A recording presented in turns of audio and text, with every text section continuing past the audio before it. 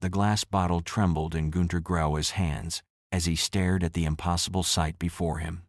Ice cream and Coca-Cola, lined up in neat rows behind the wire mesh of the camp canteen, each bottle sweating condensation in the Texas heat, while prisoners queued with 5-cent script tokens clutched between their fingers. These men had just witnessed the collapse of everything they believed about American weakness and scarcity. The journey from the North African desert to the heart of Texas in June 1943 had shattered more than military formations. It had demolished an entire worldview. When the first Liberty ship, the Robert E. Peary, docked at Norfolk Naval Base, carrying 1,800 veterans of Rommel's Africa Corps, these battle-hardened soldiers expected prison camps that matched the propaganda they'd absorbed for years. Bread and water, cold barracks, the treatment Germany gave to captured enemies. Instead, they found themselves herded not into cattle cars, but into Pullman coaches with cushioned seats and dining service. The locomotive's whistle cut through the Virginia morning steam and steel, announcing a journey that would carry these prisoners past electric lights blazing in every farmhouse window, past factories running 3 shifts with parking lots full of workers' automobiles, past a landscape of abundance that contradicted every Nazi claim about American industrial collapse. As the train rolled deeper into the Texas plains, Obergefreiter Hans Müller pressed his face against the window and counted 47 different electric signs advertising everything from gasoline to cigarettes to ice-cold soft drinks. What struck him most was the waste neon, blazing at 10 o'clock at night in small towns that would have been lucky to have streetlights in Germany. The sprawling compound of Camp Hearn materialized from the heat shimmer like a small city. 720 acres, enclosed by double rows of barbed wire, 8 feet high. The perimeter, punctuated by watchtowers, where American guards tracked movement through binoculars.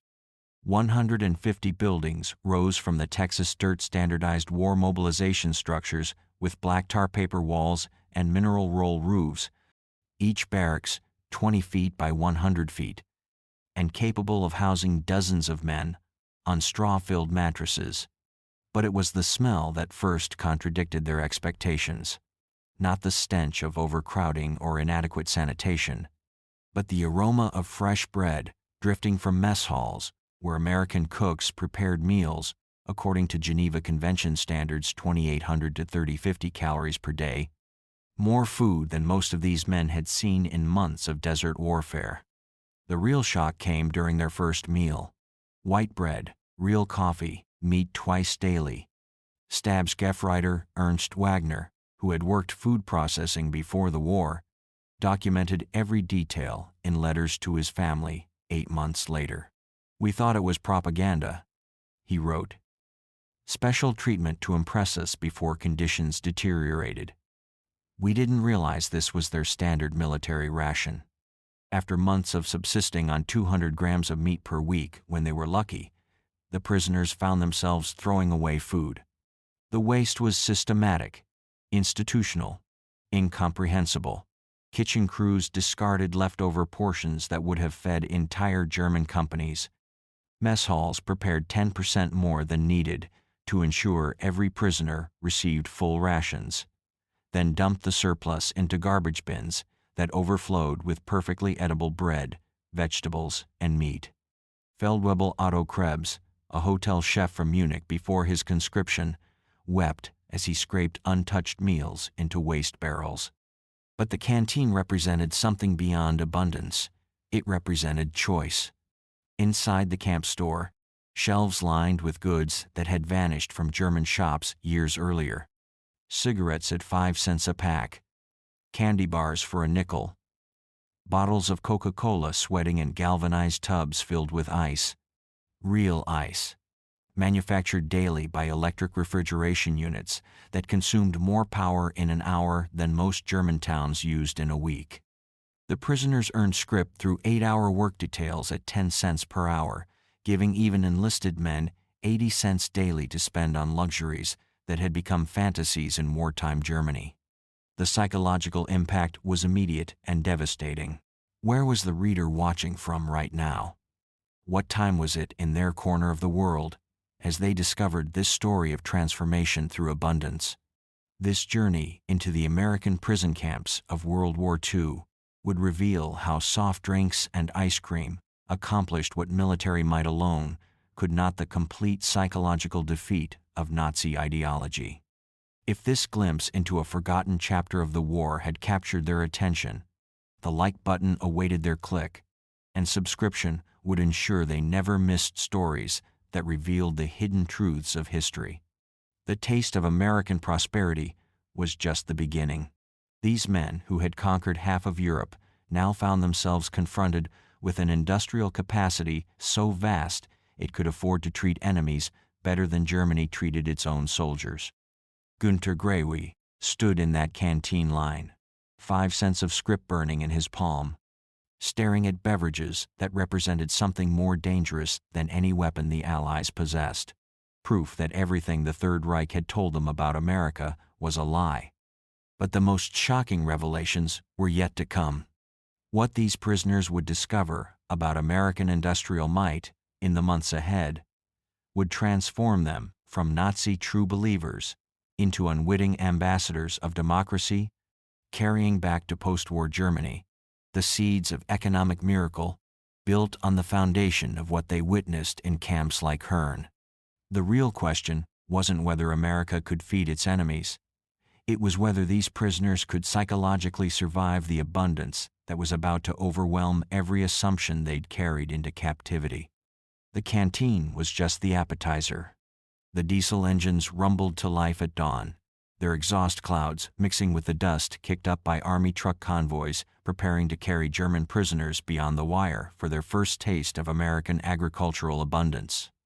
The smell of burning fuel and Texas earth filled the air as guards checked manifests for work details that would expose these men to an industrial landscape that defied every assumption about American weakness.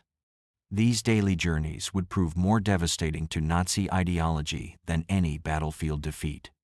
By November 1944, the Provost Marshal General oversaw 132 base camps and 334 branch camps distributed across 46 states to meet critical labor shortages.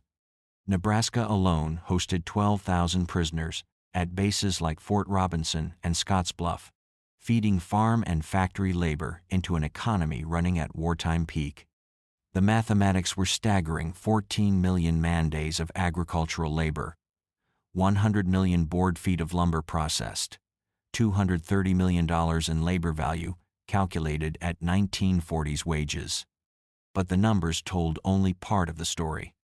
Unteroffizier Herbert Lang climbed into the back of a deuce-and-a-half truck outside Houston, watching through canvas flaps as they rolled past cotton gins that processed more fiber in 1 hour than his entire Bavarian village could have handled in a month. The gin was powered by electricity from the Colorado River Authority, part of a rural electrification program that had brought power to 90% of Texas farms by 1943. The farmer who owned the operation wasn't aristocracy or party elite, just an ordinary American who possessed electricity, running water, a truck, a car, and a tractor that cost more than everything Lang's father had earned in his lifetime. The scale of mechanization bordered on the surreal. In Nebraska's sugar beet fields, prisoners worked alongside combines that could do the work of 100 men, watching machines harvest yields of 60 bushels per acre compared to Germany's 30 on the best land. The fields stretched to the horizon, each one larger than entire German counties, tended by 16-year-old boys driving tractors worth more than most German families owned in total. When Lang mentioned this disparity to one young farmer, the boy laughed and explained his father was waiting for a new model from John Deere that would be even better. They spoke of agricultural equipment like Germans discussed bicycles. The branch camps themselves operated as mobile settlements, shadowing seasons and factories. South Carolina alone maintained 5 units under larger bases by April 1944, each housing roughly 250 men in standardized structures that could be assembled and moved as harvest demands shifted. These temporary compounds featured the same amenities as permanent installations: canteens selling soft drinks and cigarettes, mess halls serving 2,800 calories daily, recreation facilities where prisoners played soccer on dusty parade grounds during evening hours. Even in the smallest outposts, abundance remained the defining characteristic. Prisoners working at the Hoopeston, Illinois branch camp, tied to canning plants, witnessed food processing on an industrial scale that exceeded anything most had seen in Europe. Production lines processed more tomatoes in a single day than most German facilities handled monthly. Operated by skeleton crews of women and elderly men, while young workers served in the military. Yet output exceeded peacetime levels, accomplished through automation that eliminated dozens of manual positions: electric conveyor belts, automatic filling machines, steam cookers processing hundreds of cans simultaneously.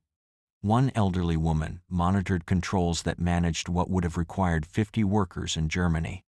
She accomplished this while listening to radio programs and drinking coffee. The sensory overload was deliberate, systematic, overwhelming. At Republic Steel in Ohio, prisoners unloaded coal for blast furnaces that produced 10,000 tons daily, more than the entire Ruhr Valley at its peak. They worked while watching the River Rouge complex across the water, where 100,000 employees assembled jeeps, aircraft engines, and tanks in a facility consuming more electricity than the German city of Hamburg. The parking lots alone told a story of prosperity. Thousands of automobiles belonging to factory workers who drove personal vehicles to jobs that paid enough to afford such luxury. But the most profound revelations came through small details. Camp canteens operated under regulations limiting beer to 1 pint per man per day by coupon, though prisoners sometimes pooled their allocations to bend the rules. Beer cost 5 cents a bottle, cigarettes 5 cents a pack. Prices that made 80 cents in daily scrip feel substantial to men accustomed to wartime scarcity. Contemporary accounts describe prisoners saving money from camp wages, accumulating enough credit to purchase items that had vanished from German shops years earlier. The purchasing power represented freedom in miniature. What would observers do if confronted with such abundance, while their homeland struggled with basic shortages? The psychological pressure was immense, forcing prisoners to confront the gap between Nazi propaganda and observable reality. Letters home, heavily censored, but still revealing, began describing American efficiency with grudging admiration. Prisoners requested access to American newspapers, books, and educational materials with increasing frequency as ideological certainties crumbled under the weight of evidence. Democracy was working, and they could see it functioning. Religious services operated openly in camp chapels, a freedom many prisoners hadn't experienced under Nazi restrictions on church activities. Libraries flourished as barbed wire colleges, offering formal courses through institutions like the University of Chicago and Stanford University. Camp Concordia in Kansas ran structured educational programs, while Camp Aliceville in Alabama published Der Zaungast, a prisoner newspaper that gradually shifted from defiant nationalism toward discussions of democratic reconstruction. Knowledge became another form of abundance. The theater programs revealed American cultural confidence in ways that military demonstrations never could. Camp Hearn's Compound 3 featured stadium seating with an orchestra pit where prisoner musicians performed plays and concerts for audiences that included guards and local civilians. Weekly film nights showed regular Hollywood productions, not propaganda, but entertainment, that depicted American society with surprising honesty, including criticism and self-examination that would have meant death in Nazi Germany. They hid nothing from their enemies. Yet the most devastating contradiction remained largely unspoken, but impossible to ignore. In the segregated South, scenes unfolded where Black American soldiers were refused service at restaurants, while German prisoners ate at tables inside. This systematic contradiction, enemies treated better than citizens, was documented in 1944 letters to the NAACP, and later newspaper reporting that exposed the complex realities of American democracy during wartime. The irony was not lost on thinking prisoners. As autumn turned to winter in 1944, the cumulative impact of these daily observations was producing what American intelligence officers called ideological collapse syndrome among the prisoners. Men who had arrived as fanatical Nazis grew quiet, no longer arguing when shown production statistics or challenging accounts of American industrial capacity. The Special Projects Division documented increasing numbers requesting democratic education, abandoning hope of German victory while maintaining basic loyalty to their homeland. The transformation was accelerating beyond anyone's expectations. But the most shocking revelation was yet to arrive. Christmas 1943 would deliver a psychological blow that would shatter the final remnants of Nazi racial theory and demonstrate American strength through an act of generosity so profound it would redefine what these prisoners understood about power, victory, and human nature itself. The wet plaster smell from 65 nativity figures filled the drafty recreation hall at Camp Algona as 6 German prisoners worked by lamplight, their hands stained with paint, and their voices murmuring Christmas carols in the language of the enemy. Pine boughs decorated the walls while outside. Iowa snow muffled the sounds of a world at war, where their countrymen were dying in battles these men would never see again. This Christmas would deliver the final psychological blow to Nazi ideology, not through punishment, but through unprecedented kindness. December 1943 brought something that defied every assumption about how victorious nations treated and captured enemies. 500,000 Christmas packages arrived at German prisoner camps across America, sent by churches, civic organizations, and private citizens, to men who had been trying to kill American soldiers just months earlier. Each package contained cigarettes, candy, toiletries, and games luxuries that had vanished from German shops years before these men were captured in the deserts of North Africa. The generosity was systematic, overwhelming, incomprehensible. Local Methodist church choirs performed German Christmas carols for prisoners at Camp Herne. Women from the town of Herne sent homemade cookies and cakes to enemy soldiers while their own sons fought against German armies in Italy and France. Boy Scout troops delivered handmade Christmas cards written in broken German by children who had never seen Europe but understood that Christmas transcended nationality. The psychological impact was immediate and devastating to men raised on Nazi teachings about American hatred and Jewish influence. What kind of people showed Christian charity to their enemies? The Christmas feast itself challenged every assumption about American resources and character. Turkey, ham, mashed potatoes, gravy, vegetables, pies, ice cream, quantities of food that Germany hadn't seen since before the First World War. Prisoners ate until they became physically ill, unable to comprehend such abundance being lavished on enemies, while their own families subsisted on ration cards and ersatz coffee made from acorns. Feldwebel Hans Zimmermann wrote in his diary, "We ate like kings, better than German generals, better than party leaders." And this was not special, the guards told us. Every American family was eating the same meal. If they could feed prisoners this way, what must their own soldiers eat? The kindness extended beyond material gifts into something more psychologically destructive to Nazi worldview: genuine human concern. When Gefreiter Hans Müller's son died in the Hamburg bombing, the American camp commander personally delivered the Red Cross message and offered condolences.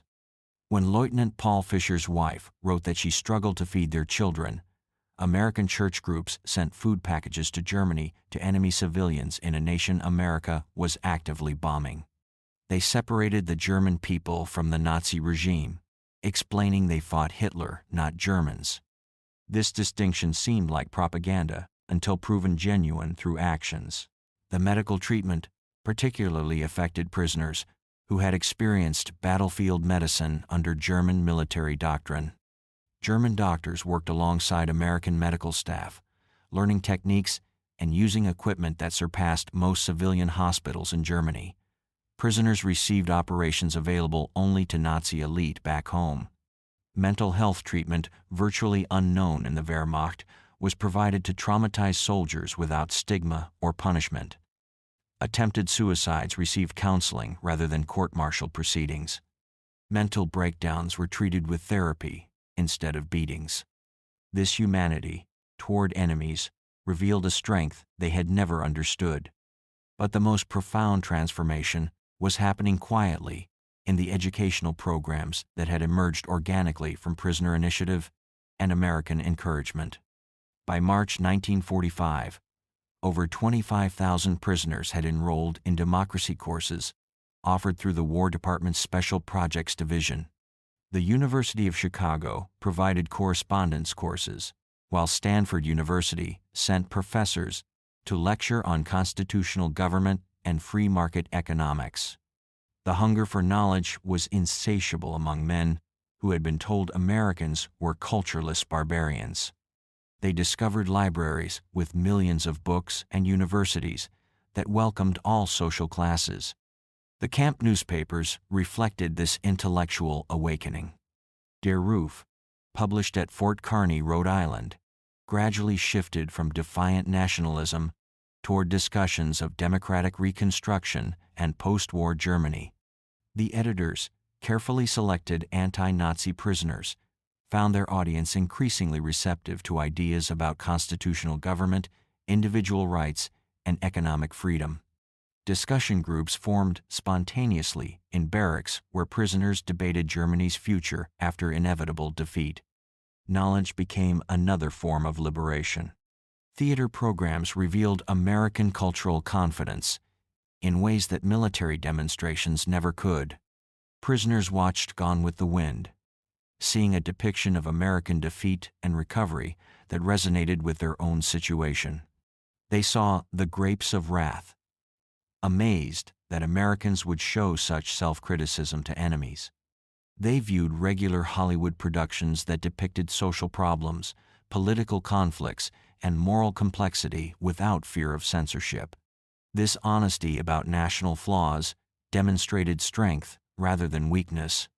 In Germany, such criticism meant death. Here, it was considered patriotic. At Camp Algona, the Nativity project that began as simple decoration evolved into something unprecedented, a half-life-size, 65-figure Christmas scene that cost $8,000 in 1945 money and required 6 months of intensive work by prisoner artists. The project was funded through donations from Iowa citizens and supervised by American guards who provided materials, tools, and encouragement to enemy soldiers creating religious art.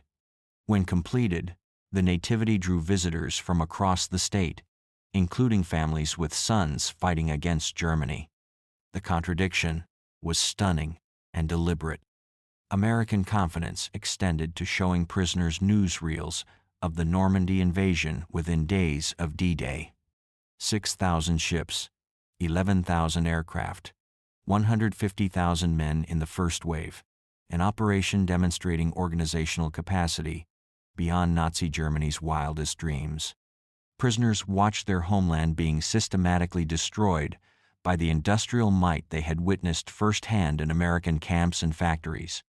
The artificial harbors alone represented engineering achievements that made German Atlantic Wall fortifications appear primitive. They knew then that everything was lost. But lost meant more than military defeat. It meant the complete collapse of the ideological framework that had defined their lives. Obergefreiter Friedrich von Tangen wrote, "We knew then that everything was lost, not just the war, but the entire Nazi project. We had challenged the world's greatest industrial power with fairy tales and racial mythology. We sent horses against their trucks, rifles against their automatic weapons, courage against their unlimited resources. The psychological transformation was accelerating beyond control. What would observers do when confronted with such overwhelming evidence that everything they believed was false? The prisoners faced a choice between maintaining loyalty to proven lies or accepting truths that demolished their understanding of the world. Most chose adaptation over ideology, beginning the process that would transform defeated Nazis into future Democrats. The Christmas kindness of 1943 had accomplished what armies could not: the voluntary surrender of enemy minds. This was America's secret weapon unveiled. But the final revelation was yet to come. Footage from liberated concentration camps would soon force these prisoners to confront not just the military defeat of their nation, but the moral collapse of everything they had fought to defend. The Christmas feast would pale beside the horror of discovering they had served not just a losing cause, but an evil one. The film projector's mechanical whir filled the recreation hall at Camp Shelby as grainy footage flickered across the makeshift screen, revealing images that would shatter the last remnants of Nazi loyalty among German prisoners. Cigarette smoke hung in the air, while hundreds of men sat in stunned silence, watching American soldiers discover the horror that had been hidden behind the propaganda they had believed. The smell of fear sweat mixed with disinfectant as prisoners confronted the ultimate truth about what they had served. These men would never be the same after witnessing the liberation of the concentration camps. April 1945 brought footage from Bergen-Belsen, Buchenwald, and Dachau to prisoner camps across America. The evidence was overwhelming. Corpses stacked like cordwood, skeletal survivors barely alive, industrial facilities designed for systematic murder. Many prisoners initially refused to believe it, claiming Allied propaganda. But the documentation was irrefutable. American soldiers testified on camera. Photographs showed German civilians being forced to bury bodies. Newsreels captured the horror with clinical precision that made denial impossible. The psychological impact was complete and devastating. Hauptmann Walter Schmidt, holder of the Iron Cross and veteran of the French campaign, wrote the most eloquent summary of this final revelation. "We thought we were warriors for a great cause. We discovered we were tools of criminals. We believed we were bringing civilization to inferior peoples. We found that we were the barbarians. The Americans we called weak and decadent showed us what civilization actually meant. Everything they had fought for was not just defeated, but evil." The transformation accelerated as prisoners prepared for repatriation between 1945 and 1946. American authorities provided vocational training, agricultural education, and political instruction about democratic governance. Prisoners learned about the Marshall Plan before it was announced, understanding that America intended to rebuild rather than punish Germany. They studied constitutional law, free market economics, and civil rights concepts that would shape post-war German reconstruction. They were being prepared to rebuild their country, not destroy it. The final statistics told the story of transformation more eloquently than any testimony. Of the 371,683 German prisoners held in America, fewer than 1% attempted escape. Only 2,222 total escape attempts recorded. 0 successful permanent escapes. Most escapees were recaptured within 24 hours, often turning themselves in after discovering the futility of flight in a land of abundance and opportunity.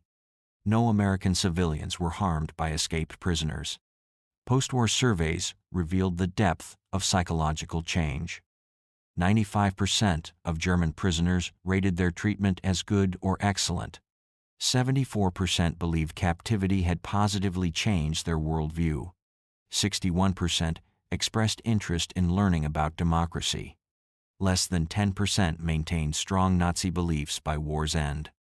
The re-education program had succeeded beyond anyone's expectations, accomplished not through coercion, but through exposure to democratic prosperity. They had been converted by observation, not propaganda. The homecoming journeys began in earnest during 1946 as Liberty ships carried former prisoners back to a Germany that lay in ruins.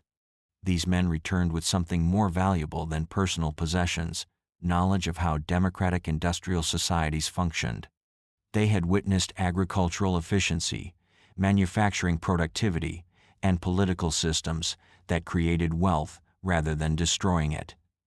They understood that prosperity came from freedom, not conquest. The seeds of the economic miracle traveled in their minds. Many former prisoners rose to prominence in West Germany's Reconstruction, carrying American methods into German institutions.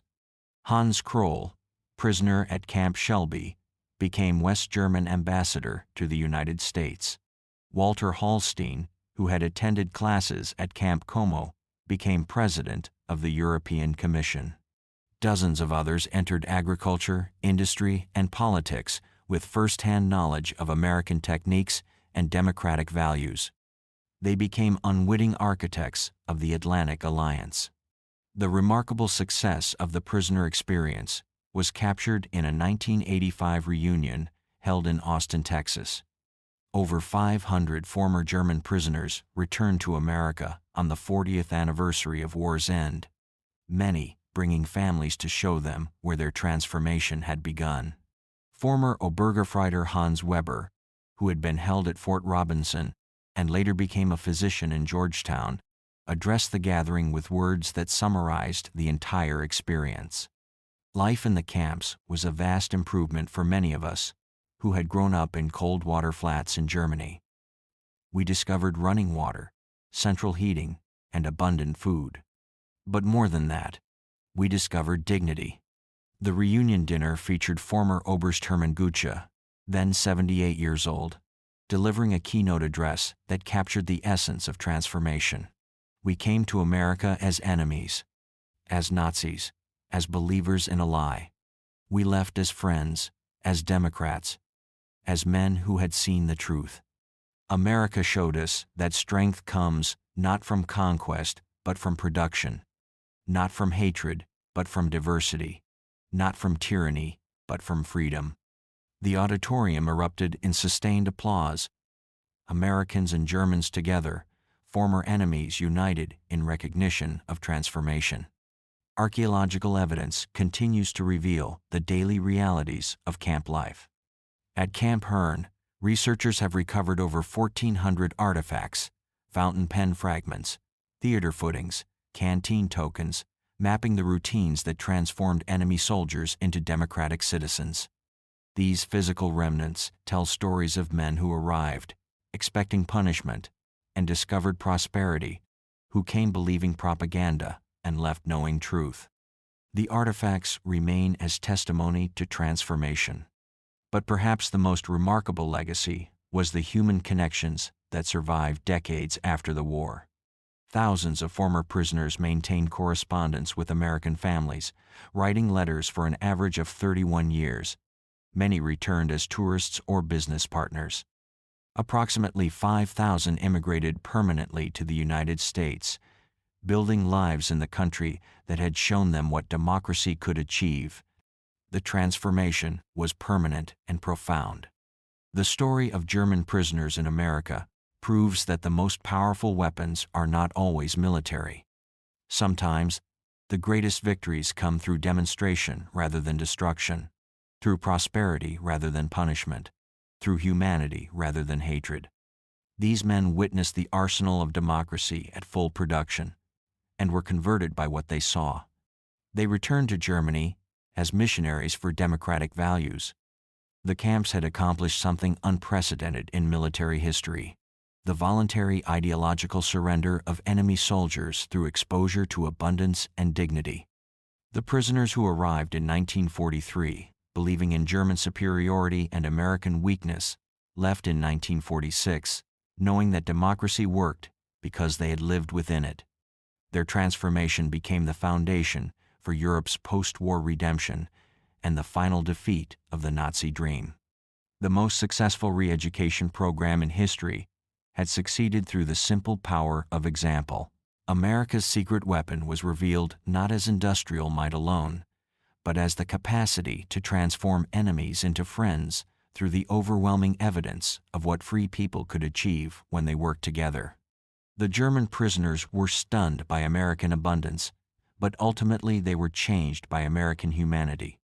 In that transformation lay the seeds of lasting peace and democratic reconstruction that would reshape the world. They had seen the future, and it worked.